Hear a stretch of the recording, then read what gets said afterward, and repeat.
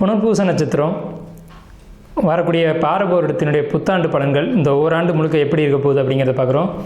புதிய வாகனம் வாங்கக்கூடிய அமைப்பு, பழைய வாகனங்களை சேல் பண்ணக்கூடிய அமைப்பு, புதிய வாகனம், ஆபரண சேர்க்கை, பணம் வரவு, வருமான உயர்வு, இதெல்லாம் கண்டிப்பான முறையில் நிச்சயமாக இருக்கும்.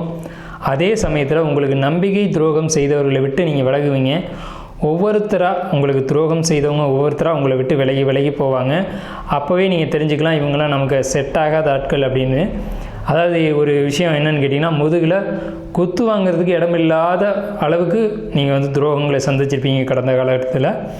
ஸோ புதிய வீடு அமையும், புதிய வாகன அமைப்புகள் உண்டு, ஆபரண சேர்க்கை அமைப்புக்கான அமைப்பு சிறப்பாக இருக்குது. பணப்புழக்கம் ரொம்ப சிறப்பாக இருக்கும். அளவுக்கு மீறிய பணம், அதாவது எண்ணி வைக்க முடியாத அளவுக்கு பணம் சேரும்.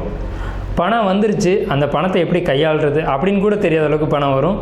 இந்த பணத்தை எப்படி கையாளுறது அப்படிங்கிறதுல கவனமாக கையாளுங்க. பணத்தை கணக்கு வழக்கு தெரியாமல் கையாளக்கூடாது. ஆனால் பணம் உங்களுக்கு மிகுதியாக வந்துக்கிட்டே இருக்கும். இந்த பாரப வருடம் முழுக்கவே உங்களுக்கு பண வரவு இருந்துக்கிட்டே இருக்கும்.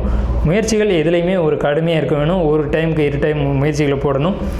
உழைப்புக்கு அதிகமான கவனம் செலுத்துங்க. குழப்பங்கள் அதிகமாக ஏற்படும். உங்களுடைய மனசை ஒருநிலைப்படுத்துங்க. மனம் ஒருநிலைப்படும். உங்களுக்கு இது நாள் வரையிலும் இருந்து வந்த பிரச்சனைகள் எல்லாமே இருந்த இடம் தெரியாமல் காணாமல் போகும்.